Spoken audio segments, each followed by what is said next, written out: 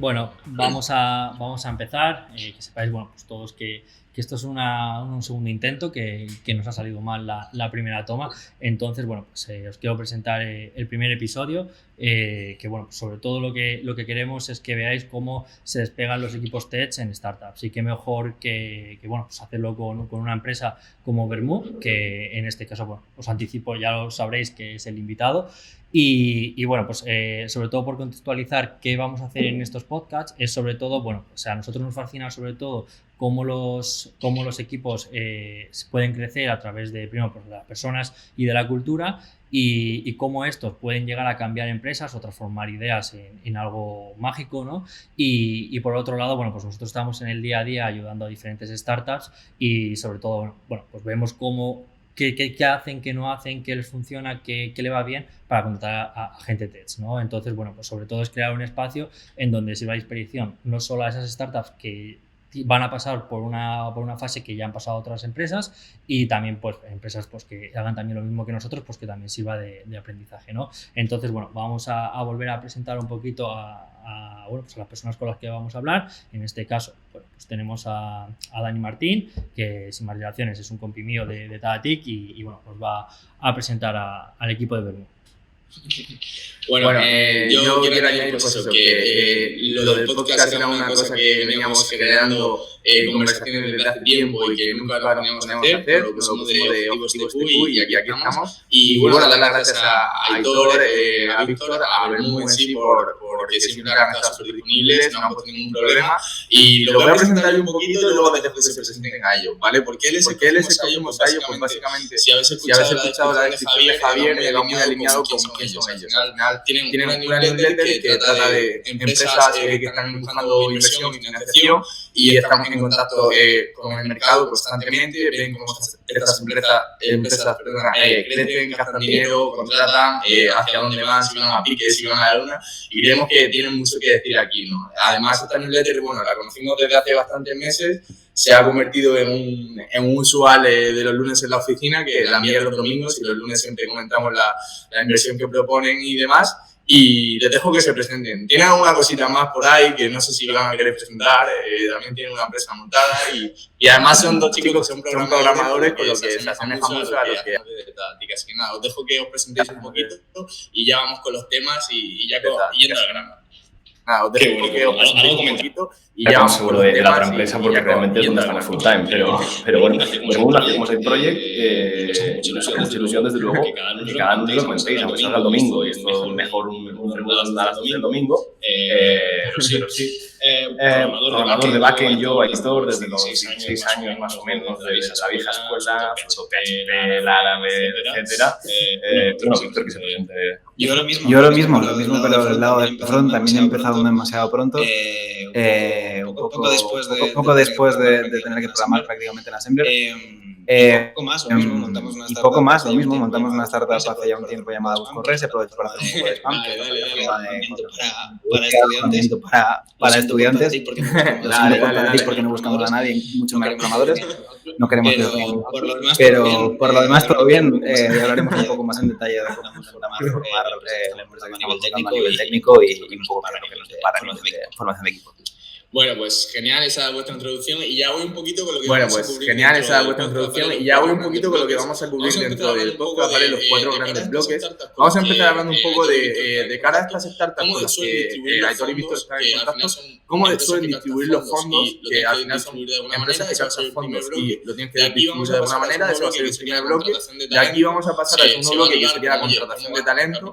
Se va a ligar con, oye, cómo gastan el capital de estas empresas, se va a plantear algún caso práctico que podría ser de una de las empresas también que acaba de enviar financiación de early stage, y vamos a pasar a una parte que nos parece que está tendencia, que es muy importante y a tener en cuenta desde luego, que es la parte de perks y de equity a la hora de las ofertas de selección dentro de este mundillo.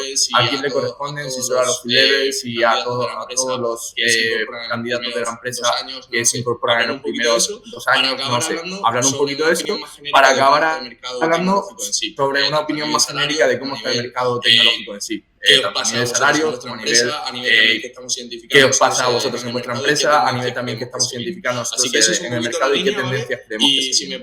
Así que eso es un poquito la línea, ¿vale? Y si me permitís, lanzo la primera pregunta, que va en esa línea de decir, oye, estáis... Imagino que todas las semanas habrán empresas que quieren financiación. Imagino que varias de estas empresas ya habrán conseguido esa financiación. ¿Y dónde se suelen gastar más este dinero? ¿Suele ser más hacia marketing, hacia fundir el dinero, captar clientes y demás? ¿O suele ser más hacia construir ese talento que saben que necesitan para construir un equipo que pueda hacer un producto escalable, bien hecho y que ya luego haya que gastar? Teniendo en cuenta que están bastante de moda, sobre todo son las más invertibles, aquellas empresas tecnológicas que más allá de personal no suelen tener demasiado gasto, especialmente al principio. Hay una cosa que sí que nos damos cuenta, es el hecho de que, especialmente en fases muy iniciales y sobre todo cuando estás en búsqueda de capital, no está especialmente de moda el hecho de decir que estás destinando una parte muy grande del presupuesto que tienes desde una ronda hasta la siguiente o hasta el momento de break-even en personal, ¿no? Suele ser algo casi disuasorio. Entonces, si bien sabemos, porque sabemos que es cierto que la inmensa mayoría de lo que van a pedir en una ronda, independientemente del importe, va a ir en personal, porque al final es donde se va la inmensa mayoría del dinero, sí que normalmente suelen distribuirlo en eso, en marketing, en producto, en tecnología, y de ahí la inmensa mayor parte de lo destinado a marketing, producto o tecnología, evidentemente acabará siendo personal. Pero hablar de personal, hablar de equipo, hablar de talento, hablar de formación de equipo directamente cuando preguntamos dónde va a ir la pasta de una ronda, no acaba siendo, no es demasiado popular, que digamos. Claro, a mí me gustaría recalcar también una cosa importante, y es que en Vermou la gran mayoría de rondas que salen por Vermou de las startups suelen ir en un rango más o menos de los 100.000 a los 250.000, una un poco más por arriba que se ha ido. Y claro, con esa cantidad de dinero, siendo bastante honestos y con cómo está el mercado ahora, tampoco te puedes permitir contratar muy mucho. ¿Qué es lo que suele hacer la gente y qué solemos motivarnos nosotros a hacer? Tratar de enamorar a esos primeros desarrolladores que te hacen falta al inicio, ¿vale? Porque, primero de todo, si tienes equipo técnico directamente en el equipo fundador, chapó, un check perfectísimo que a la gente le encanta. Como en nuestro caso, por ejemplo, somos los técnicos que pecaremos de otras cosas, pero a nivel técnico no, por ejemplo. ¿Qué pasa? Que muchas startups nacen de personas no técnicas, entonces que van haciendo sus pinitos, pero les hace falta al final un equipo técnico para crecer y escalar. Y muchas veces se nos quejan, dicen, es que son muy caros, es que no lo conseguimos. Bueno, pues les decimos, consigue enamorar a alguien con la idea que tú tienes y dile, vente conmigo, vamos a trabajar este proyecto, no te preocupes, al final vas a ser cofundador conmigo y si las cosas funcionan, tú tendrás tu premio igual que yo. Porque realmente, si no consigues enamorar ni siquiera a un desarrollador, es complicado que enamores después a un inversor, por ejemplo. Qué bueno, qué buena esa perspectiva. Al final va un poco ligado con lo que queremos tratar después, pero esa última frase me ha gustado, la de si no consigues enamorar a un desarrollador para que trabaje contigo, ¿cómo vas a desarrollar a un inversor, ¿no? Javi, no sé si aquí tienes alguna pregunta dentro de este área, algo más, que bueno, la siguiente era que si habéis descubierto algún patrón, pero más o menos está respondido. Digamos que el patrón es no decir que lo primero que vas a hacer es contratar, ese es el patrón, y tratar de enamorar a esa gente que necesites, ¿no? Javi, ¿aportas algo por aquí?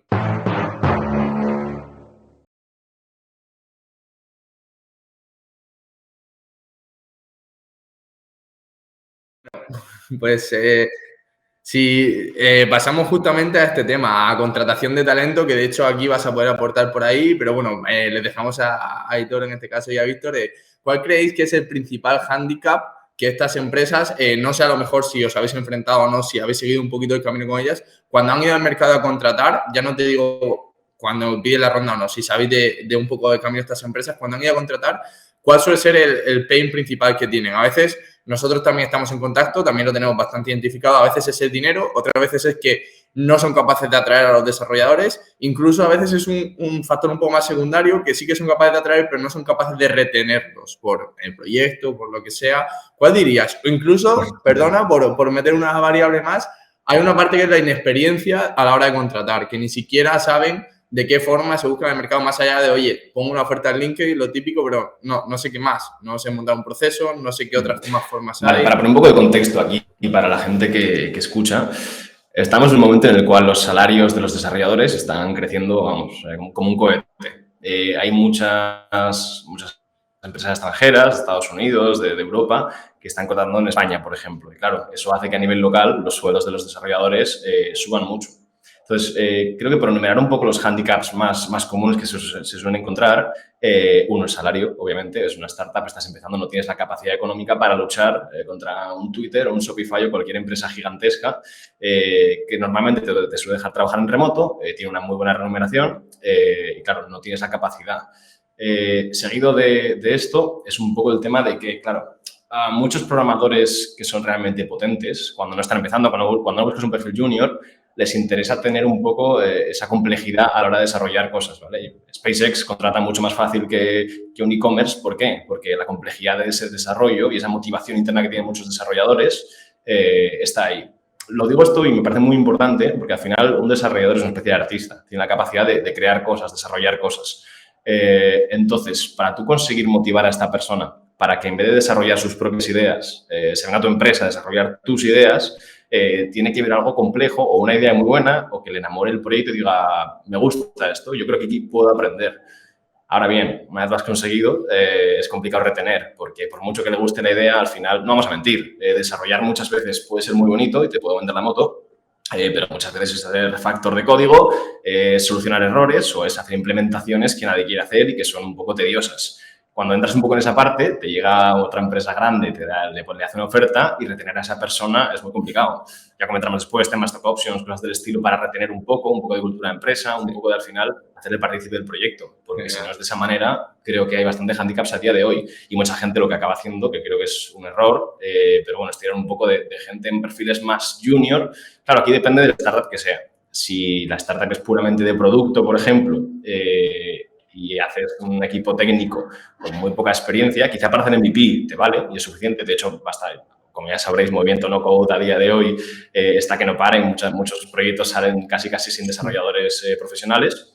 Pero cuando el proyecto es puramente tecnológico, si no tienes un buen equipo, creo que te pones trabas a ti mismo. Nos han llegado a ver muy cosas, por ejemplo, que eran puramente producto y les preguntamos por el equipo técnico y nos decían, no, eso está externalizado en otra compañía. Digamos, claro, esto vale, ahora tiene parte de sentido porque estás empezando, pero a largo plazo quizás se te escapa un poco el hecho de tener ese equipo cerca de ti para poder iterar, poder cambiar las cosas y demás.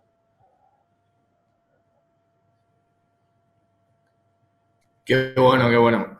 Javier, aportas aquí algo que han ido muy a nivel técnico. Sabes que yo a nivel técnico sé poquito. ¿Estás de acuerdo con lo que comentaban por aquí? Sí, ese es un poquito el foco y la reflexión que suele haber habitualmente en el mercado, los que estamos dentro. Creo que ese diagnóstico que habéis visto primero desde el lado de internacional, de cómo las empresas están entrando en España, o sea, yo creo que teníamos una idea, una concepción de que, bueno, pues a nivel de desarrollo no éramos o lo suficientemente buenos o a lo mejor quizás la barrera idiomática.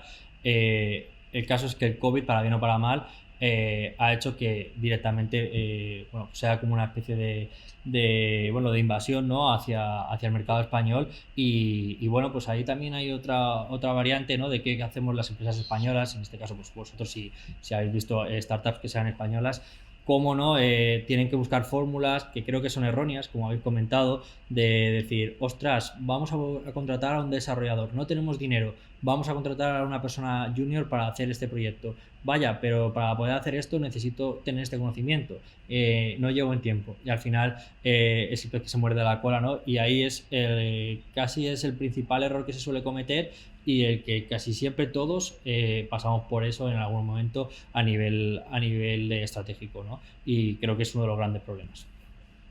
Vale, genial. Ahora vamos. Vale, genial. Ahora vamos con un problema que hay que casi que tomar nota, ¿vale? Que es un problema más que nos podemos enfrentar nosotros. Bueno, no nosotros, que vemos más en el mundo de la selección, pero queremos ver a ver cómo lo enfocaréis vosotros, ¿vale? Suponed que si sois una empresa de 4 o 5 empleados, ¿vale? Acabáis de coger una ronda y vuestra situación es, bueno, tenéis un MVP ya testado, por eso de hecho habéis cogido la ronda, estáis cogiendo tracción y tenéis que contratar en un plazo de unos 3 meses a 6 personas en la parte tecnológica, desarrolladores, organizar como sea. Entonces, ahora vamos más a la parte de selección. ¿Qué tipo de selección creéis que tendría sentido en este momento de una startup? Os dejo aquí varias opciones, ¿vale? Se puede optar por, oye, venga, vamos a hacerlo todo in-house, confiamos en nosotros, no nos importa gastar más tiempo, pero que queremos tener todo el ownership del proceso, aun sin saber cuánto tiempo nos va a llevar, etcétera. Podemos decir, venga, tenemos súper claro que lo queremos externalizar, vamos a hacer un benchmark de los mejores haciendo esto por nosotros y lo externalizamos totalmente de tal forma que nos llegue la gente al final. También lo que podéis hacer es directamente comenzar a hablar a gente a que os ayude, abrir el proceso a mucha gente, en muchos portales, en todos sitios. Oye, aquí hay gente y ya gestionamos nosotros. O por otro lado, contratar a una persona interna, digamos, estratégica, que sea a lo mejor un head of people, un talent recruiter, manager, como lo queráis llamar, que sepa ya hacer esto y que vaya a ser un poco una piedra angular en el proyecto y lleve a cabo estas contrataciones. ¿Cómo lo orientaréis vosotros? Aquí quiero la respuesta a los dos, por separado. A nivel de recursos humanos poco podemos aportar porque al final tenemos un background bastante técnico y somos bastante cuadrados en ese sentido. Y depende mucho de las necesidades técnicas del proyecto. Podríamos repartir un poco los roles de los developers en las vacantes que haya disponibles de una manera u otra, dependiendo de si el desarrollo de este producto requiere de personas muy especializadas en campos que tienen para darle de comer aparte, como por ejemplo necesito un especialista en computer vision, necesito un especialista en cosas muy concretas o es muy intensive en cosas de infraestructuras. Entonces, depende demasiado de las necesidades del proyecto. De todos modos, teniendo en cuenta que nosotros solemos tratar con startups en fase muy inicial, muy seed y pre-seed, normalmente no suele haber, no suelen estar en un momento en el cual vayan a contratar a un equipo técnico de 6 personas de golpe. Generalmente, ese volumen de desarrolladores, más que nada porque si hay una cosa que se comparte entre equipos donde alguno de los founders es técnico y tiene previa experiencia, es que más desarrolladores no equivale a un aumento proporcional de la eficiencia, ni mucho menos. Acaba siendo más bien una piedra en el camino. Pero ese volumen, este tamaño de equipo técnico muy al inicio no acostumbra a ser tan frecuente. Así que tampoco tengo mucha idea de cómo repartiría esas 6 plazas, pero... Mira, hay una pregunta, por dejarlo claro. No me refiero a que esto sea la situación que veáis de normal, sino una situación hipotética que os planteo y decir, oye, bajo tu lógica, la lógica de Víctor, la lógica de editor, ¿cómo crees que lo harías tú? Simplemente por entender cómo gente que no está dentro de la selección, ¿cómo crees tú que tiene más sentido? Y a ver si a lo mejor nosotros descubrimos algo que no sabíamos. Partiendo de la base de siempre lo que sea desarrollo de producto tecnológico en una startup, por lo menos yo voy a priorizar siempre todo lo que pueda el hecho de que el desarrollo sea totalmente interno y evitar externalizar lo máximo posible, a no ser que sean cosas muy concretas como, por ejemplo, pruebas súper finitas y súper bien definidas de alternativas al modelo de negocio o pruebas concretas y experimentos súper bien limitados de pruebas en determinados canales, más allá de cosas que pueden tener un principio y un final como proyectos no necesariamente ajenos al producto principal, pero sí como experimentos aparte que tengan un inicio y un final muy bien definido, que en ese caso sí que pueden ser externalizados. Intentaría eso seguro, tener todo el desarrollo interno. Yo te diría que si yo te voy a contratar de repente a 6 personas, acabo de montar una ronda y es necesario, me dirías, por ejemplo, si lo intentaría hacer yo o lo contrataría a recursos humanos. Creo que hay que exprimir al máximo el dinero a las fases iniciales sin perder el tiempo. Es decir, tampoco te vas a... Si tienes una buena oportunidad de que alguien te gestione la contratación porque tú no eres técnico y no sabes tampoco cómo contratar, porque aquí hay un problema muy grande. Una persona no técnica no tiene las capacidades de evaluar de si un desarrollador es bueno, es malo o es justamente lo que le hace falta. Con lo cual, si tienes literalmente una persona cercana que te haga científicos técnicos, dile, oye, más o menos qué me hace falta y trata de que esa persona te eche una mano para contratar, ¿vale? Porque tienes que exprimir al máximo el dinero y ese dinero se te va a ir precisamente en el sueldo de esta gente. Y seguramente notes más ese incremento salarial que le puedas ofrecer a esta gente que contratas en la calidad de la gente que vas a contratar en vez de destinarlo a una empresa de recursos humanos. Ese es mi approach ahora. Ahora igual es erróneo y la empresa de recursos humanos tiene una capacidad de seleccionar a mejores perfiles para ti. Depende totalmente del estado de la startup. En un estado más avanzado, tiraría quizá por empresa de recruiting, que para eso están ahí y por eso precisamente las empresas las utilizan, porque es como te comentaba un poco al principio de la entrevista, nosotros desde Buscorreos tocamos producto, marketing, de desarrollo, todo, absolutamente todo. Entonces, si te sumas a eso el tema de recruiting, es que literalmente no te dan las horas. Pero bueno, hay que apretar dependiendo un poco del estado. De todos modos, solo añadir el hecho de que 6 personas en un equipo técnico es bastante numeroso y lo suficientemente numeroso como para que necesites una persona interna o externa que tenga en cuenta cosas que al principio son fáciles de menospreciar, como son tanto la cultura como tener una base muy bien estructurada de cómo pretendes organizar y gestionar estos equipos a corto, medio y largo plazo.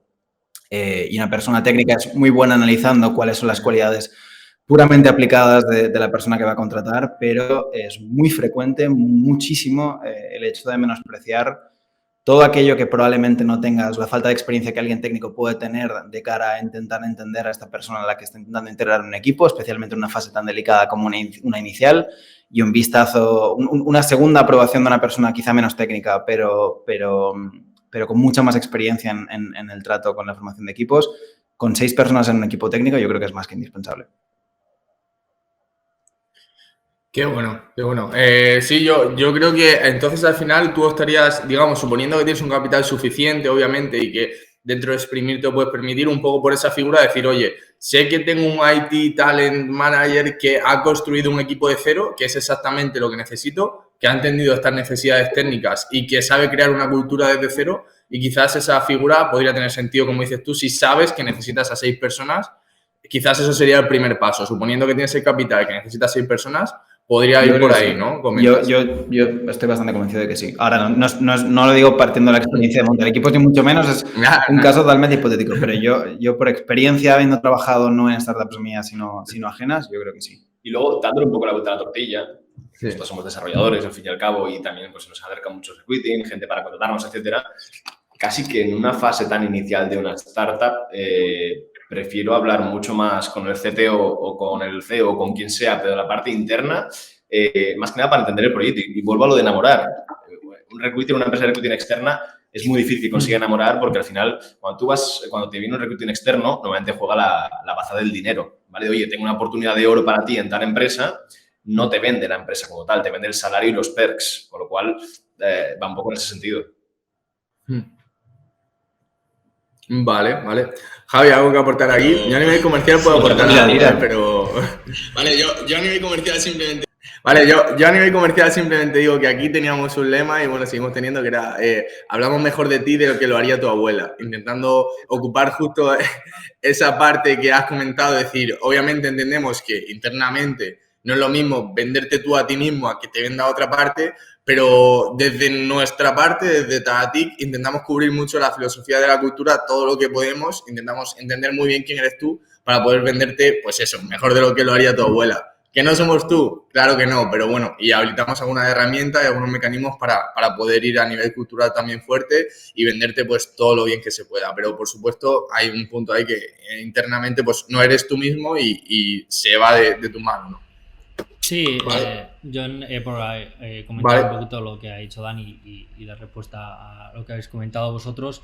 Yo creo que es el principal problema de toda la parte del proceso de reclutamiento, o bien por una agencia externa o bien internamente, es no entender el proyecto o que solo llegue esa comunicación por parte del CTO, por parte del founder, y que las demás partes implicadas en la contratación no estén involucradas. Yo me he encontrado, por ejemplo, empresas de mediano tamaño en la cual el propio recurso humano no conoce bien lo que hace su empresa o no está alineado con lo que necesita de los desarrolladores. Y digo, joder, pues es que es fundamental entender para qué necesitas a ese desarrollador o qué va a hacer ese desarrollador, ¿no? Entonces, bueno, pues en ese sentido yo creo que es complejo, no nos vamos a engañar, siempre va a ser la persona que tiene la idea y que la tiene interiorizada y que está en el día a día, lo va a contar siempre pues de una manera bastante diferenciadora, pero en este caso pues desde nuestra perspectiva creo que ese es el valor diferencial que se puede dar, ¿no? De intentar entender muy bien el proyecto, hablar con todos los agentes implicados, desde la parte cultural, desde la parte de tecnología y desde la parte de desarrollo a una capa más baja, a lo mejor un desarrollador normal, un developer, e intentar alinear todo esto para que atraer a candidatos, lógicamente sabiendo que cada parte está en su contexto y que el que mejor lo va a hacer es la persona que realmente conoce lo que necesita y lo que tiene que mostrar al público, ¿no? Entonces, bueno, pues a la parte contestando rápidamente que comentabais de cómo crear ese equipo pues numeroso, con cierto dinero, etcétera, creo que lo habéis comentado hace un momento, que lo más importante aquí es cuidado, tengo el dinero, pero que hay que quemarlo rápidamente porque el nivel de crecimiento que se necesita es bastante rápido. Entonces, bueno, pues cuidado que el factor tiempo versus necesidades se te puede llevar en tu contra, ¿no? Entonces, lo primero para mí es hacer un diagnóstico. ¿Puedo conseguirlo por mis propios medios sin que lo demás se vea repercutido o no? ¿Sí o no? Si puedo, adelante. Si no puedo, busca ayuda externa. Y yo creo que ese es el paradigma. Primero pensar en que si se puede o no, intentar proyectarlo a nivel de tiempo versus dinero, y si merece la pena que lo hagas tú, adelante, puede tener sentido muchas veces, pero es el momento que si no lo haces, ahí es cuando vas a tener los problemas y vas a empezar a perder dinero. Para que hagáis una idea, yo calculo que más o menos un desarrollador de unos 40.000, 50.000 euros por cada día que deja de trabajar, o sea, que no le tienes contratado, pues son alrededor de unos 500 euros de pérdida en los proyectos de media, más o menos, ¿vale? Para que os hagáis una idea del impacto que tiene el tardar más en contratar al equipo, ¿no? Imagínate ya 6 desarrolladores. Yo ahí quiero añadir una mini cosa que estoy súper de acuerdo en lo que ha dicho Javi, sobre todo en la parte de que además es que yo creo que si yo hiciese una startup, que yo no lo he hecho, vosotros todos sois fundadores, yo no, intentaría igual, pues típico, y hacerlo yo, si creo que puedo lo haría yo, etcétera, pero la clave está en ese diagnóstico inicial de decir, vale, quiero hacerlo yo, pero lo voy a hacer con estos medios, con estas personas y voy a llegar en tiempos o a una estimación realista. Porque el problema es que muchas veces, yo a veces hablo con startup en esta filosofía que es la más lógica, la más humana, yo creo, y luego se quedan a medio camino, simplemente por no haber hecho ese diagnóstico. Y acaban hablándonos a nosotros mismos para hacer algo que ya han tirado 2 meses, no han conseguido hacerlo, han perdido tiempo, han perdido su dinero, acaban pagando un servicio como el nuestro. Entonces, al final es nada, ¿no? Entonces, la clave yo creo que reside exactamente en ese diagnóstico que, oye, hazte tus mapas, hazte tus herramientas, tus recursos, vas a ser capaz, si es que sí, totalmente a por ello. Como decías, hay que optimizar mucho el capital al principio, pero asegúrate de que más o menos tienes una línea estratégica. Coste de oportunidad, al final. Exacto. El coste de oportunidad que come tanto la vida. Y bueno, pues linkando un poquito ya con el tercer bloque, que es un tema que además hemos frenado un poquito para que no se comiese el bloque, pero podíamos haber tirado. Vamos hacia la parte de tendencias de equity, perks y un poco lo que ya ha comentado Javier, etcétera. Por poner en contexto, es un problema, lo que decíamos, es una mezcla de todo. Esa subida de salarios a nivel internacional que hacen que la retención sea más complicada, etcétera. Y si hablamos de startups, como decimos, al final el dinero suele ser algo que no abunda demasiado. Entonces, dentro de estas nuevas opciones para atraer y retener talento, una de las que quizás más expertos seáis vosotros en esa fase temprana de las startups es la de dar equity.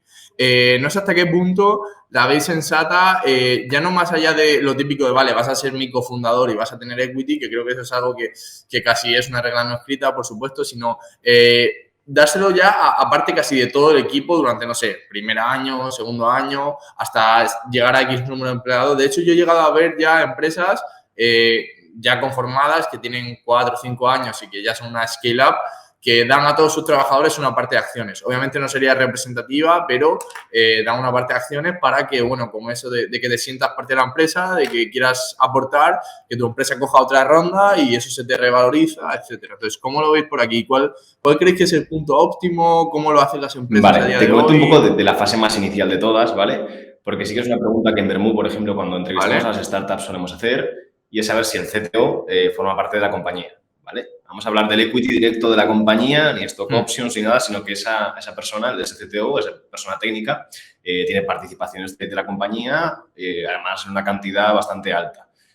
¿Por qué? Porque para mí al menos, y creo que para Pito también, es bastante positivo el hecho de tener ese CTO, ese equipo técnico dentro de la compañía, con lo cual lo veo sustancialmente importante. Es decir, si esa persona técnica que al final se encarga de todo el desarrollo en algún momento se te va a ir, es un problema, ¿vale? Entonces hace falta, piensa que al final cuando montas una startup con alguien, te estás casando con alguien. Yo veo más a Víctor que a mi pareja, por ejemplo, estamos todo el día en la oficina, entonces te interesa y cuando te casas con alguien es para estar mucho tiempo con esa persona, con lo cual creo que no tienes que tener miedo a compartir participaciones de la compañía con esa persona, porque eso te garantiza un poco que esté motivado también con el proyecto y que continúe adelante.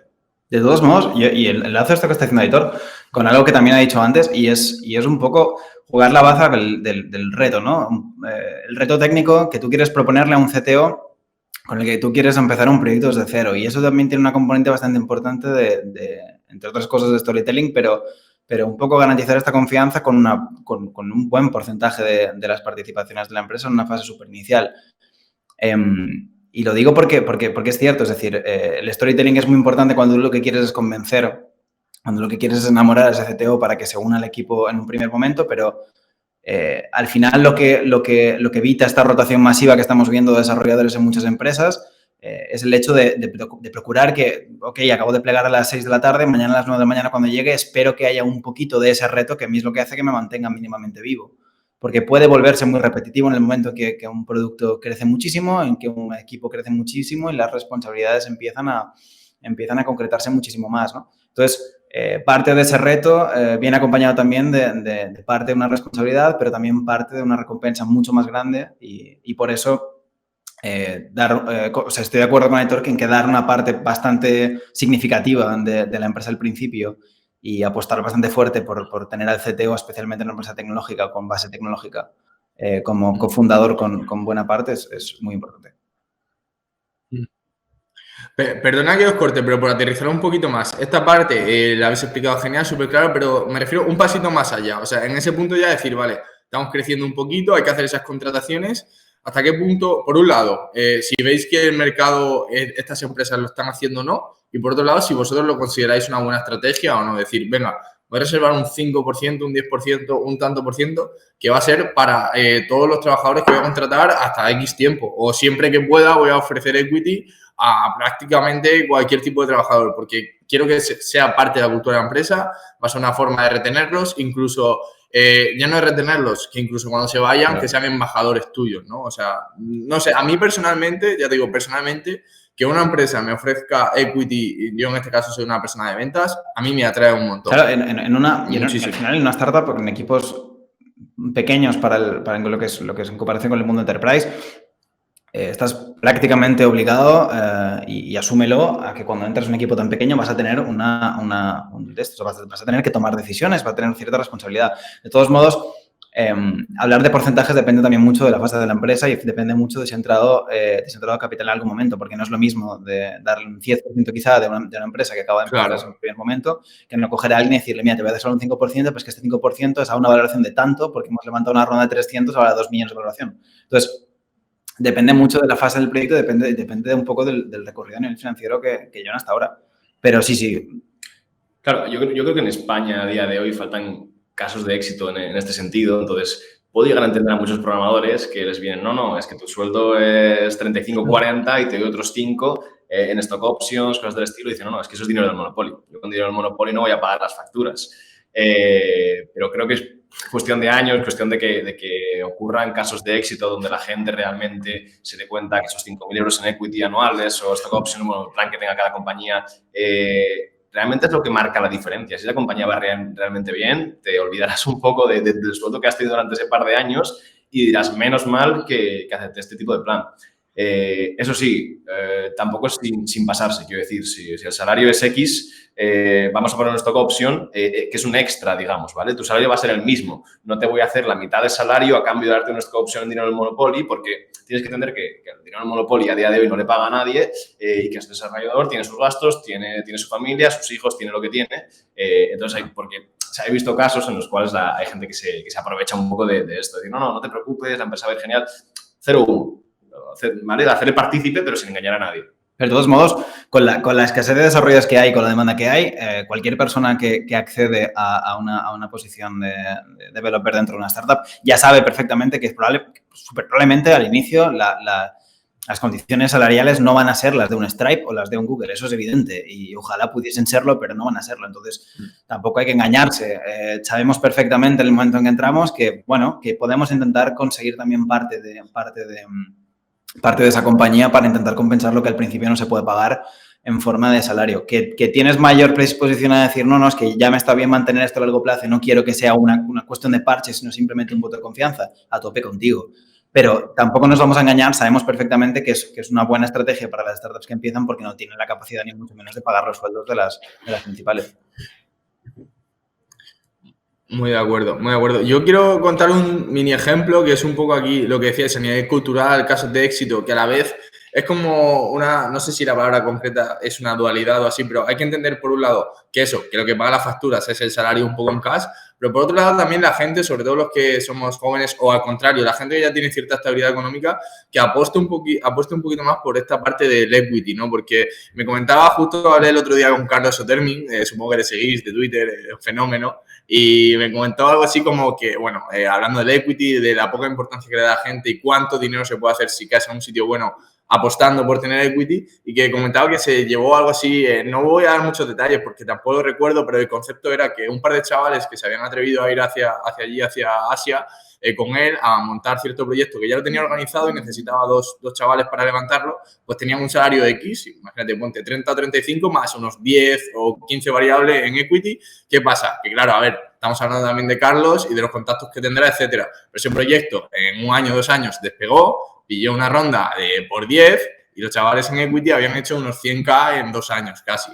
Entonces dices, joder, ¿merece la pena el equity o no? Esto tampoco es así, no es un cuento de princesas, ¿no? Pero que bueno, que al final apostar por eso, sobre todo cuando es una fase inicial de un proyecto, si a ti te enamora esa idea, te gusta de verdad y puedes hacer o al hoyo o para arriba, pues si tienes la suerte de tener cierta estabilidad, por ello. De todos modos, es como lo veo yo. Esto también es si acabas de entrar en una startup en fase muy inicial, sabiendo lo delicada que es, y te digo, oye, te doy una parte en stock options o te doy una parte, un poco bajo la premisa esta de si esto va bien, esto va a acabar siendo un por 10 porque es obvio y porque al final es el múltiplo de la mayoría de rondas, no es por nada, pero si lo rechazas frontalmente como perfil técnico, asumiendo que eso no va a ocurrir nunca, lo que tampoco va a ocurrir al cabo de un tiempo entonces es tu sueldo en general porque la empresa va a acabar cerrando. Es decir, no te vas a meter, es así de sencillo. O sea, si no confías en que esto vaya a dar un por 10 de aquí a una ronda que acostumbran a ser 2 años de margen, probablemente estés en la calle al cabo de 2 años. O sea que tanta confianza no habrá. Sí, yo quería comentar ahí en ese aspecto, pues una cosa determinante que habéis comentado antes es el tema de, oye, a ese CTO, a esa primera persona, llamamos estratégica a nivel tecnológico, voy a darle desde el principio, voy a cuidarle, voy a ver que tenga ese nivel de compromiso, ¿vale? Pero sí que es verdad que por lo que he visto en ciertos clientes que tenemos, ciertas startups con las que trabajamos, hay no sé en qué punto pasa esto, pero llega un momento de la curva en cuanto al tercer, cuarto empleado en el que ya no te interesa dar equity desde el principio, sino lo que quieres es que descubrir a gente con un plazo de tiempo, a lo mejor 6 meses, 1 año, para ver si puede estar alineado con el proyecto, y una vez que ya está alineado es cuando tú ya liberas o ofreces ese equity, ¿no? Entonces es algo que, bueno, yo no había pensado y me lo he encontrado últimamente en varios casos y sí, lo he visto que tiene bastante sentido porque, oye, los primeros trabajadores creo que tienen que ir ahí, pero luego llegas a un punto en el que también tienes ese orgullo o esa capacidad también de decidir, oye, si quieres apostar por este proyecto, demuestra lo que vales y cuando lo demuestres te espera aquí dentro de 1 año tu parte de equity, ¿no? Entonces, por si le puede también ayudar a alguna empresa, oye, pues si le encaja, pues genial, ¿no? Hombre, partimos de la base, es decir, lo más importante para un fundador, lo más valioso que tiene es el equity. Entonces, el equity no se regala. Es decir, el equity es casi más importante que el cash a día de hoy para una startup, sobre todo si tienes un recorrido de futuro muy grande. Con lo cual entiendo totalmente que a esa persona inicialmente que acaba de llegar no le vas a dar el equity directamente, pero cogido con pinzas, porque a nivel legal no sé cómo se hace, pero estoy seguro de que se puede. Normalmente los planes de stock options tienen ciertos límites de cara a si esa persona abandona la compañía antes de tiempo, etcétera. Esos stock options no se pueden ejecutar o incluso se le pueden quitar, cosas del estilo, para evitar esto, porque lo último que quiere un fundador es tener a media plantilla que se le ha ido al cabo de los 5 años con mucho equity que además no participan ya en la compañía. Porque eso luego te llega un inversor grande y dice, oye, toda esta gente, ¿quién es? ¿Por qué tiene tanto porcentaje? Y no hace nada. Totalmente. Yo en una formación que hice por ahí hablaba, a la vez que ahora te digo que yo soy muy pro equity a nivel yo empleado, a nivel fundador tiene que ser un tema súper estratégico que de hecho deberías estar mentorizado por alguien que haya pasado por eso porque se contaban grandes chascos y fracasos de empresas que habían distribuido mal su equity al principio, habían regalado mucho y luego no habían podido escalar porque había gente que ya no pintaba nada en la empresa, que bloqueaba decisiones, que no permitía tener cierta agilidad, etcétera, etcétera. Entonces, al final es casi una especie de máster, el tener una estrategia también de equity, sea la que sea, pero tenerla, ¿no? Y saber qué estás dispuesto a dar, qué no y hacia dónde vas.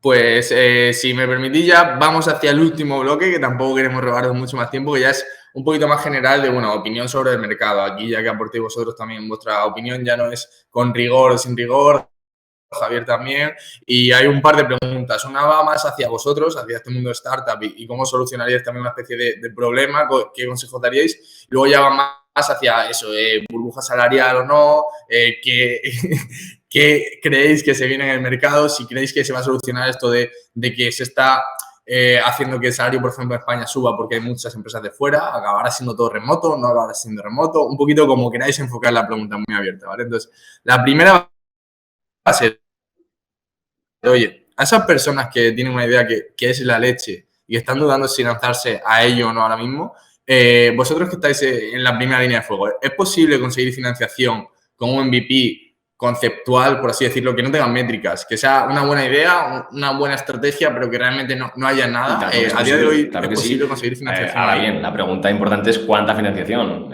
Obviamente no vas a hacer una ronda gigantesca no teniendo nada, pero estamos en una fase de Internet que es preciosa, porque a día de hoy construir cosas es relativamente barato, tienes todo el conocimiento online para poder construir un poco lo que quieras, e incluso validar esas primeras hipótesis con el mercado, ¿vale? Pegarte de hostias con el mercado, literalmente, con tu pequeño MVP que has montado, que puede ser un WordPress. Justo antes hemos tenido una reunión, era un WordPress que estaba facturando 150.000 euros. Y era un mero WordPress con un grupo de WhatsApp, no tenía gran cosa. Pero es que eso, llega el inversor e incluso te demuestra más, dice, esta persona, con un equipo relativamente pequeño, sin casi recursos y montando un WordPress, si es una persona técnica, ha conseguido esto, imagínate de lo que es capaz si consigue escalar esto con desarrollo de calidad. Con lo cual la respuesta en mi caso es un rotundo sí. Se puede levantar fondos si consigues enamorar a un inversor que crea en ese momento. Ahora, nos llegan muchas cosas y seguro que ahora alguna startup que ha pasado por Bermú, que no ha acabado saliendo, nos dice, ya, pero es que yo tenía un MVP y me has dicho que no. Depende de la cantidad que vayas a buscar y la valoración. Esto es muy importante. Si no tienes un producto o tienes un MVP extremadamente sencillo y no has validado todavía ninguna hipótesis, por mucho que veas en Estados Unidos rondas de medio kilo o de 1 millón o de 3, que son seed, pues en España a día de hoy eso se queda muy grande. Entonces, si vas a pedir 350.000 euros no habiendo probado nada, normalmente es que no funcione, a no ser que tengas un track record detrás, que sea la segunda compañía que haces o que tengas muy buenos contactos. O sea, básicamente el consejo se puede reducir en sí se puede conseguir dinero, lánzate a validar hipótesis y con ello sí que hay un mercado ahí, vea por ello. O sea, lánzate a validar hipótesis. Es decir, probar es gratis y tropezar es gratis y tienes que hacerlo además. Con lo cual, para tropezar, como no te hace falta mucho dinero, hablemos claro, el primero que tiene que apostar por su proyecto eres tú mismo. Y da igual que tus ahorros sean 500 euros que sean 50.000. Da igual, esos pequeños ahorros, un dominio son 10 euros. Un WordPress lo puedes montar gratis. Con la no-code que hay a día de hoy puedes montar muchísimas cosas para probar, ¿vale? No hace falta montar una aplicación para iOS, para Android. No, móntate una mini web app súper sencilla. Se puede hacer. Ahora, ¿qué hace falta? Lo más caro de todo, el tiempo. Pero lo bonito es que cuando estás empezando un proyecto ese tiempo lo tienes y es cuando tienes que invertir ahí. Cuando tengas unas mínimas hipótesis es cuando tienes que empezar a hablar con ciertos inversores, pero también tener bastante cabeza en este sentido, ya que entramos un poco en nuestro terreno de levantar financiación, por ejemplo. No mates las hormigas con un bazooka gigante, es decir, no vayas a por un inversor que suele meter tickets de 50.000 euros cuando no tienes absolutamente nada, porque en cierto modo le estás quemando ya, le estás llegando en un momento demasiado temprano cuando realmente no es tu target, porque mucha gente lo que hace es, oye, necesito dinero, voy a ir a cascoporro. Todo el mundo que tiene, todos los inversores, todos los business angels de España, todos los fondos. Y claro, si no es su momento, la respuesta va a ser un no y solo vas a conseguir desmotivarte y no conseguir la financiación y probablemente acabar dejando el proyecto. Y ya no solo de eso, sino que en España además, o sea, dentro del mundo del venture capital hay 4 gatos y todos nos conocemos entre todos. O sea que más te vale no gastar las balas al principio y ir bastante seguro, aunque sea con una variación un poco prototipo. Qué bueno, me parece muy interesante. Y al contrario, ahora voy a hacer una pregunta que a lo mejor es estúpida, pero es que me apetece hacerla. Y si te ponen la pasta a gente que no tiene ni idea, decir, vale, el cuñado de turno que tiene dinero le cuentas la idea y te la pone. ¿deberías aceptarla? ¿Sí, no? ¿Cómo lo enfocarías? Es decir, necesito más o menos 100.000 y tengo 2 personas por ahí que me ponen, venga, yo te pongo 40, yo 40 y búscate los otros 20. Y son gente que sé que no va a aportar. ¿Cómo gestionarías esto? A lo mejor le dirías, vale, no me quedo tu equity, pero te lo voy a devolver a estilo préstamo, o sí que le das, no sé, yo ¿cómo lo enfocaría como una inversión más. Ahora, el resultado no creo que tenga... No creo que haya una norma a nivel de resultado. Es decir, esto es como la lotería. Hay gente que le toca la lotería, ve mucho dinero de repente y se arruina a los 2 días, y gente que se compra o lo invierte de manera correcta y tiene un buen sueldo después o para vivir toda la vida. Entonces, normalmente, de hecho, es lo más común. Esa primera ronda o ese primer capital que entran las compañías de Friends and Family, las 3 Fs que se llama, suelen entrar de gente que ya confía en ti, pero porque no entran por el proyecto o por las hipótesis que hayas validado o el mercado o nada del estilo. Entran porque eres tú, porque yo soy editor y me confían su dinero en cierto momento porque me conocen y porque creen que yo tengo la capacidad, ya sea en este proyecto de esta manera o iterando o con un mercado totalmente diferente, pero de que funcione. De todos modos, y puede sonar un poco bestia, pero el hecho de tener, dejémoslo en presión, o sí, la presión de personas cercanas con las que tienes cierta confianza, con las que tienes cierta relación, que apuestan por ti, ya no por el proyecto, sino por la idea, sino por ti y por lo que vayas a hacer con esa idea que has tenido. Ese apoyo inicial, pues quieras que no, es un aliciente más y una motivación más para tirar adelante porque tienes una relación con esta gente, ¿no? Y si lo que tienes, y volviendo un poco al ejemplo, no necesariamente de venir con un PowerPoint, pero si lo que necesitas es levantar algo de capital para acabar de validar del todo la hipótesis, porque evidentemente no todo es un SaaS y no todo se puede prototipar con un WordPress. Sí es cierto que al principio es muy fácil, especialmente cuando no tienes nada validado, el hecho de tirar de dinero de personas más o menos cercanas, pero priorizar bastante el smart money cuando es bastante probable que te diluyas bastante por bastante poco dinero porque tu valoración va a ser muy baja por no tener todavía nada. Este smart money es bastante imprescindible. Y si vas a hacer una especie de pseudo ronda puente o vas a intentar ir a buscar a por algo previo a una ronda posterior o lo que sea, más te vale el hecho de conseguir business angels con bastante experiencia en el sector en el que intentas construir algo para que intenten aportarte lo máximo posible, sobre todo por ti, por conseguir validar lo antes posible. Claro, genial. Ahí es más hacia donde iba la pregunta, decir, oye, ¿te merece la pena, sí, no, ese dinero gratis que te ofrecen, pero que sabes que no te aporta cuando tú tienes muy claro tu línea? Pero vale, yo creo que más o menos la habéis tratado bastante guay. Y bueno, ya la pregunta que un poquito os he hecho antes, y no sé si Javi quieres añadir algo. Sí, no, en esta parte, bueno, pues yo creo que Bermú es la persona clave, ¿no? El equipo clave que puede aportar en ello. Al fin y al cabo, nosotros estamos en otra capa, que es la de crear esos equipos cuando ya están con esa financiación o cuando tiene sentido que estemos involucrados, y la verdad es que poco puedo aportar en esta parte, ¿no? Bueno, entonces ya pasamos hacia esa pregunta que, bueno, no la toco con pinzas para que no nadie se ofenda, que es lo de burbuja salarial sí, burbuja salarial no. Aquí hay una realidad que es que los salarios están subiendo. Yo no me mojo para decir si es una burbuja o no lo es, os dejo a vosotros que os mojéis. Y bueno, uno de los pains, pues eso, lo que comentamos antes, un pain grande de muchas empresas españolas, ya no solo startups, sino empresas que a lo mejor no son de sectores en los que abunda tanto dinero, es que dicen que no pueden contratar ese talento que se está contratando pues en remoto, ya no desde España, sino desde otros países, con un montón de beneficios, encima además un poquito que al ser en remoto no se cuidan tanto las culturas y es más fácil saltar de trabajo. Ante ese panorama, hay 2 preguntas. Una es, ¿hacia dónde creéis que va a evolucionar esta situación? Es decir, si se va a normalizar esto, si al final la gente va a acabar trabajando siempre para la empresa que más paga, va a haber una vuelta y se va a volver todo a nacionalizar un poco. Pero antes de esa pregunta, una pregunta que os he hecho antes en el directo que ha sido toma falsa, ¿os han llegado ofertas interesantes? Está claro que, bueno, si seguís juntos es porque no os interesa cambiar, pero ¿os ha llegado algo así gordo que digas, ostras, hemos parado a pensárnoslo y esta gente va fuerte? A ver, por partes, que son muchas preguntas. Nos han llegado ofertas. A mí, personalmente, me han llegado más ofertas a nivel de growth o de marketing, por ejemplo, que más de desarrollador. Entre comillas, porque sí que al final tengo mis perfiles activos que tenía hace 3 años, por ejemplo, en plataformas de desarrollo, donde sí que recibo ofertas cada día o cada 2 días, casi sin estar activo, pero no las llego a mirar. Es decir, lo ignoro totalmente porque no me planteo cambiarme. Con lo cual, la respuesta un poco más fuerte es no. No he tenido ninguna oferta actual que me diga, no, vente con nosotros, te vamos a pagar tal cantidad. De todas maneras, si alguien quiere intentarlo, encantado, pero no lo voy a aceptar, así que... Yo sí que he tenido. Y algunas bastante sustanciales. O sea, pues, ofertas de decirte. Incluso, y esto lo enlazo con lo segundo que has dicho después, el tema de burbuja salarial, sí o no.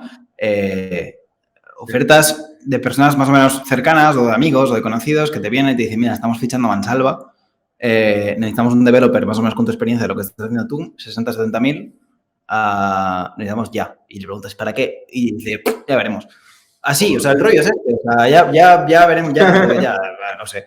Y entonces, enlazándolo un poco con el tema de la burbuja salarial, ¿no? Al final, una de las causas que quizá, o sea, uno de los principales motivos que, por lo menos la sensación que yo tengo, que está disparando los salarios de los developers es el hecho de una rotación masiva, ¿no? O sea, no hay nadie que dure más de 6 meses en una empresa, y que incluso empresas muy grandes y muy top del FANG, o como se llama el acrónimo hasta ahora, pero con estas rotaciones es fácil, ¿no? Es fácil que crezca tan desorbitadamente y que crezca de esta manera. Y esta rotación también pues, se da a eso, a un poco una estrategia de recruiting masivo, un poco sin saber muy bien para qué. Y por eso, sí, sin tener ni la verdad demasiada idea de cuál es la definición técnica de lo que es una burbuja y más o menos en función de lo que me imagino, creo que esta burbuja salarial, si acaba petando, será posterior a que pete la burbuja de las valoraciones de las startups. Y eso es una cosa que creo que hablamos literalmente 2 veces por semana con Aitor, y es que es totalmente insostenible como startups fundadas durante la pandemia están llegando a valoraciones de 2, 3, 4, 5 billón, yendo a fichar partidas de 300 developers en mes y medio de diferencia sin ni siquiera tener una estrategia clara de qué hacer con ellos.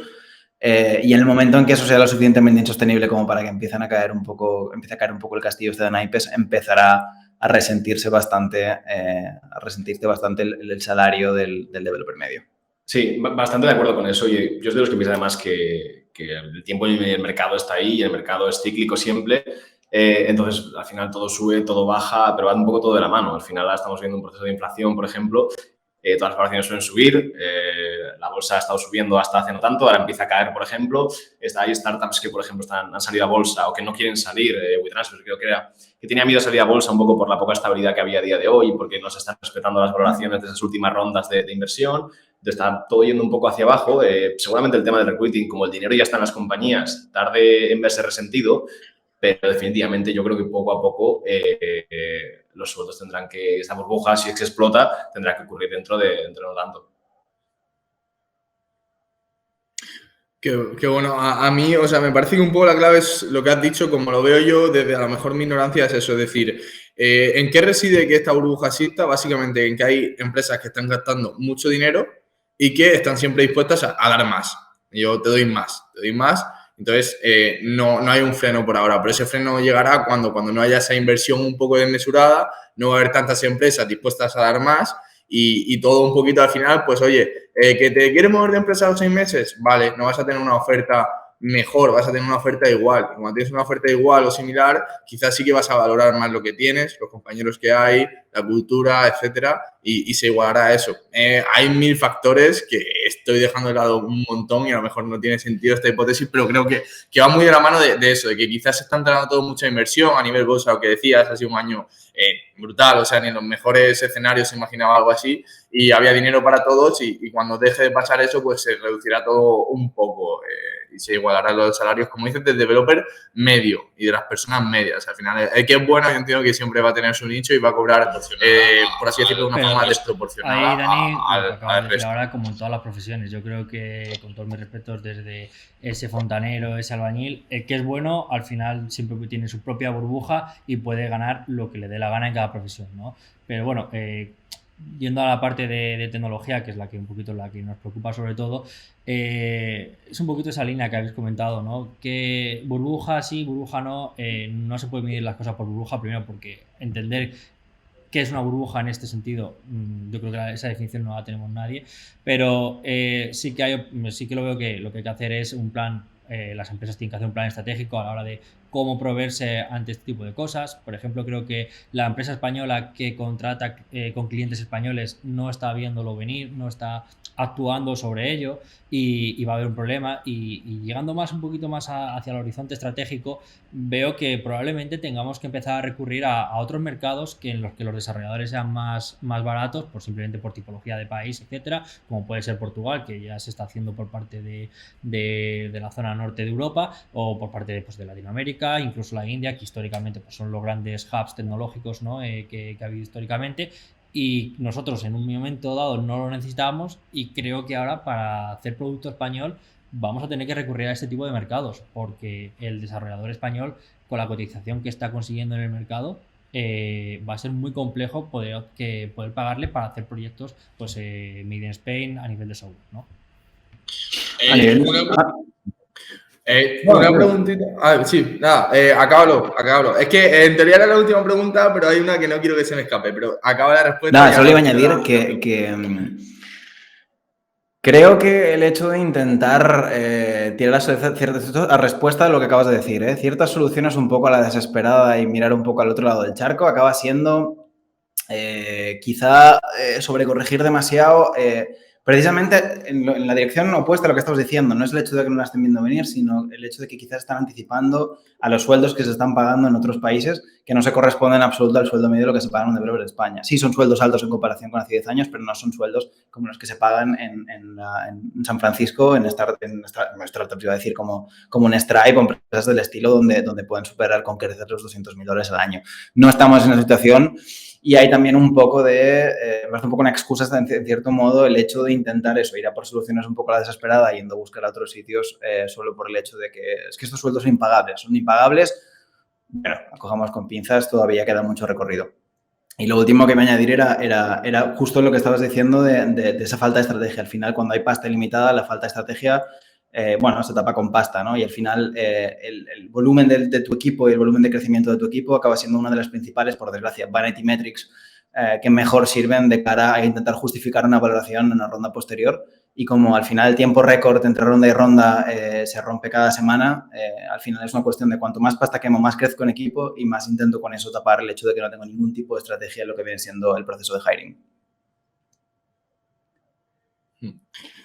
Yo, si me permitís, porque ya llevamos casi una hora, creo que vamos a hacer ahora, y la idea era que fuese una hora. Hay una pregunta que no quiero dejar escapar, que me interesa mucho y que al final también participa en esto que es una burbuja o no, que es el hecho de decir, vale, el mercado de TI está en auge. Ahora también hay mucha gente que ante la duda es desarrollador, se mete a ser desarrollador porque ve que hay dinero, ve que quiere estar ahí. Entonces, ¿qué pasa? Se hacen muchos bootcamps, hay nuevas formaciones, hay un montón de soluciones que van un poquito tipo Netflix para desarrolladores, mogollón de cosas, empresas chulísimas, y hay muchas cosas buenas y muchas cosas no tan buenas. Y, por ejemplo, un problema que veo yo cuando hablo con clientes, dicen, subo una oferta a LinkedIn para un mid-senior, se me apunta gente de bootcamp que realmente tiene ciertas carencias. No tengo nada en contra de los bootcamps, pero, claro, no es lo mismo hacerte un grado que un bootcamp, etc. Entonces, en esta línea, ¿creéis que va a evolucionar la formación para ser programador en el sentido... Para ser un buen programador va a haber que pasar por la universidad, por lo que ahora se considera un grado? ¿Va a ir todo más hacia hacer 3-4 bootcamps diferentes y una formación constante? No lo sé. O sea, aquí soy un poco ignorante, pero creo que depende todo mucho de este recorrido. Fíjate, yo he sido normalmente bastante contrario a la universidad, y sobre todo cuando estaba... Yo hice ingeniería informática, para poner un poco de contexto. Sobre todo cuando estaba cursando en ingeniería informática era bastante contrario, porque decía, esto que estoy aprendiendo no me vale para nada. ¿Por qué? Porque en ese momento yo ya estaba trabajando como desarrollador, montando mis proyectos, haciendo mis pinitos, y realmente lo que yo iba aprendiendo no lo aplicaba directamente en mis proyectos. Pero ahora que lo he acabado, ya han pasado unos años, lo veo con perspectiva, y al final la carrera de ingeniería, por ejemplo, creo que es más el ser resolutivo. Es un parche, un filtro que te intenta demostrar que esa persona, uno, sabe sufrir mucho y dos, es bastante práctico, es decir, sabe solucionar problemas. Y te sienta unas bases que realmente quizá gente que ha estado 7 meses, 24 horas aprendiendo a programar no ha sido capaz. No obstante, para programar bien y para ser un programador, creo que tú tienes que quererlo, y que hay mucho conocimiento a posteriori, que nunca puedes parar de seguir formándote, y para ello está pues toda la documentación de todo lo que quieras, todos los cursos que quieras que hay online, que fue un poco como empecé yo previo a la universidad, por ejemplo, y que para esos inicios me hacía también bastante falta. Pero la universidad es un buen filtro que tiene bastante sentido a la hora de contratar, yo creo. De todas maneras, no quiere decir que no haya programadores que son muy buenos y no tengan ningún título. Sí, opino bastante lo mismo y de hecho tengo los mismos sentimientos encontrados respecto a la carrera y no me arrepiento en absoluto de haberla hecho y de hecho creo que lo que pueden aportarte esos con suerte 4 años, con tanta suerte 5 o 6, es bastante bueno, es bastante positivo. Pero ahora, la verdad es que creo que todo el contenido, y sin el que todo el contenido que yo he podido sacar de la carrera está disponible de forma abierta, gratis, completamente libre y para todos los públicos. No hay absolutamente ninguna barrera para llegar a todo el conocimiento que puedas sacar de una carrera como ingeniería informática y todo el conocimiento posterior que necesitas. Bienvenidas sean todas las formas alternativas de formarte. Bienvenidas sean todas las formas alternativas y para todos los públicos y para gente de todas las partes del mundo formarte lo suficiente para iniciarte en el mercado. Bootcamp sí, bootcamp no. Bienvenidas sean las alternativas. Tampoco, procurando que no sean tampoco vamos a evitar... vamos a dejarlo. Pero que la excusa que vamos a evitar de dar demasiada voz a esos atajos o a esos sprints para enchufarte en una posición de developer lo antes posible, enseñándote de la forma más superficial posible, un poco con la promesa esta de vas a tener trabajo seguro y por lo tanto te voy a cobrar una pasta increíble por una formación que primero todo el contenido ni es propio, ni tiene por qué ser tan caro por el hecho de que está disponible en todas partes, ni tiene por qué comprometerte de esa manera. Sí, yo creo que en ese sentido, pues lo que habéis dicho, ¿no? El hecho de estudiar en la universidad no es un sinónimo de garantía ni nada por el estilo a la hora de ser desarrollador, pero creo que es, por así decirlo, el camino que tiene más complejidades a la hora y te forma más cerca, ¿no?, de poder ser ese desarrollador que resuelva problemas, que al fin y al cabo una parte importante es la de resolver problemas, pero también otra parte importante es conceptualizar y transformar ideas que tiene la gente, ¿no?, en proyectos reales y tangibles, ¿no? Entonces yo creo que es el camino, por así decirlo, más claro, más limpio a llegar. ¿Hay muchos caminos diferentes? Sí, y yo creo que depende más de la persona más que la metodología o si estudia una cosa u otra. Lógicamente, por lo que hemos dicho, la universidad es el más cercano, el que más posibilidades tienes de poder tener una buena carrera, ¿no? Sí que es verdad que a mí me gustaría recalcar con el tema de los bootcamp que en su inicio, cuando salieron, pues hace 8 años así, creo que tenían una calidad muy alta. Creo que estamos empezando a perder el foco y estamos empezando a usarlo como herramienta propagandística para, bueno, pues empieza a ganar 25.000 euros desde que en 6 meses, o conviértete en CTO. Yo he llegado a ver, conviértete de CTO en 2 años, desde cero a CTO en 2 años. Ostras, son palabras mayores, ¿no? Entonces, hay gente que bueno, pues que tiene esa necesidad, que necesita hacer un cambio y sobre todo es trasladarles que las cosas en este caso son más complejas, que hay que ir poco a poco, que no es una cosa que puedas aprender en 6 meses, sino que es toda una vida y cada vez que te vayas enfrentando a un problema vas a ser un poquito mejor y en ese sentido pues que intentar huir de esa propaganda, pero también tener claro que se puede llegar pues a través de bootcamp, a través de tú mismo que te lo montes por tu cuenta, un camino de aprendizaje, se puede llegar, pero claro, siempre depende de la persona, ¿no? Genial, pues chicos, y bueno, Javi, en este caso no sé si alguna de las preguntas o vosotros algo que queráis tratar aparte, ya un poquito lo que es la estructura, el guión de la entrevista de webinar, del podcast está acabado, entonces por mi parte daros las gracias, dar ese espacio para, oye, si quieres preguntarnos algo, o Javier, que sé que había alguna pregunta por ahí colgando, si quieres tirarla o mejor te la reservas y sí, yo quería hacer más. Una pequeña pregunta que salió ayer en Twitter y era relacionada pues con la publicidad que damos en las empresas, ¿no? De sobre todo las startups, joder, qué bien me va, montando, toma por 3, por 4 y claro, yo mismo muchas veces recibo esos inputs constantemente y digo, joder, pues es que mi día a día es estar todo el rato resolviendo problemas y marrones que me van saliendo cada día que no tengo ni siquiera esperados, aunque tenga esa estrategia definida, ¿no? Y digo, ostras, que a nadie le pasa lo mismo. Entonces, claro, viendo que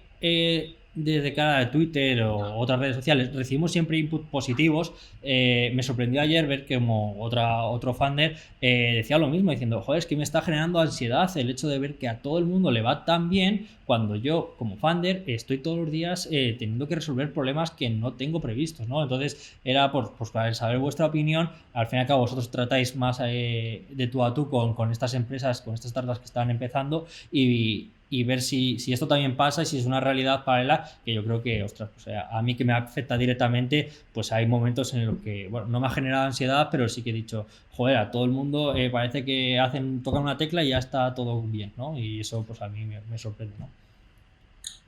Claro, yo creo que aquí hay un problema bastante grande y es el hecho de que las startups precisamente quieren capital, porque mayormente es lo que quieren, quitando las que son bootstrapping, que son poquitas, por desgracia. Entonces, cuando quieres capital, normalmente o se cree, o lo que está haciendo todo el mundo ahora es mostrar las mejores métricas, ese por 3 que vas haciendo, ese crecimiento, toda esa cara bonita, porque quieras o no es cuando crees este pedazo de producto que estás haciendo, al final tú te lo acabas creyendo, la gente se lo acaba creyendo y se acaba convirtiendo, entre comillas, en un producto gigantesco.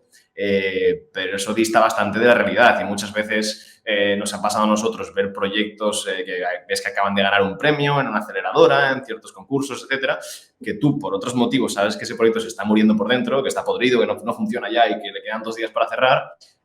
Sin embargo, por Twitter y por otros lados, no voy a comentar cosas concretas, pero esto pasa.